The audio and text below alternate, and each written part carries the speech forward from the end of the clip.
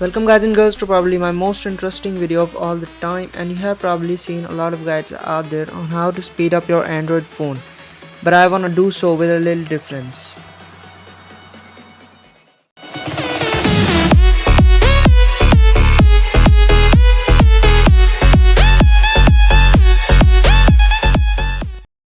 So let's start the video with some basic tips that you might have seen elsewhere, and then we get to the really interesting stuff.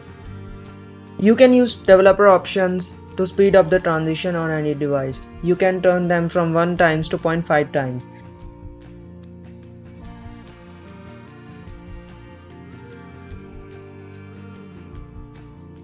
Make sure your phone is fully updated all the time. New updates bring not only stability but also performance. And uninstall all those apps you don't use, because you'd be surprised to know that how many of them lead to CPU in the background. And on the top of that are the widgets. They basically run all the time. So if you're not using those widgets, just get rid of them. Also try to grab a third-party launcher like Nova. They tend to be more faster.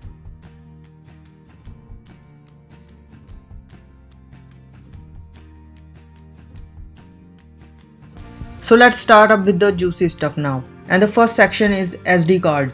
We have to make sure that SD cards on your phone keeps up with the main storage. The smartphones have very fast inbuilt storage, but as soon as you put slower SD cards, and you are starting to bottleneck your performance. So use an application called A1SD, and what it will do is test the read and write speed of your external SD card, and you can compare that to your internal storage. And if it is significantly slower, then you can improve your performance by switching your SD card. Next up is to sync, and you'd be surprised how much difference this makes to a lot of social media up there constantly refreshing in the background, literally every couple of seconds. And each of these processes can take up to 3 to 5% of your CPU power.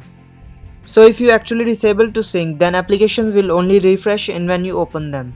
That means that you have probably up to 20% more CPU headroom. Now the next one is cleaning cache. And this might sound obvious that a lot of guys tell you. They tell you that every week or so you should clean it. And really it's a bad idea, because it actually helps your applications to perform better. The reason that you should delete it there even maybe once a year or something, it's just that there's a lot of applications which you deleted but they've actually created a storage created for. So the next one might sound quite obvious, but you'd be amazed how many hundred users overlook it. And what you need to do is to make sure that for 4 months you should keep your storage 20% free without realizing it. A lot of applications constantly writing things to your drive. They're writing, removing, and you really need to optimize that process. So go through your music, go through your photos, go through your applications, and just delete as much as you can. Everything you don't need or want. And the last thing, if all else fails, is to factory reset your phones. Over time, Android devices are as bad as Windows PCs.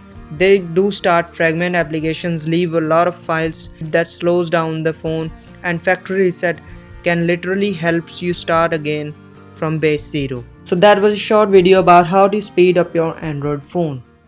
And if you really enjoyed this video, just give it a thumbs up and hit that subscribe button. Like us on Facebook and Instagram.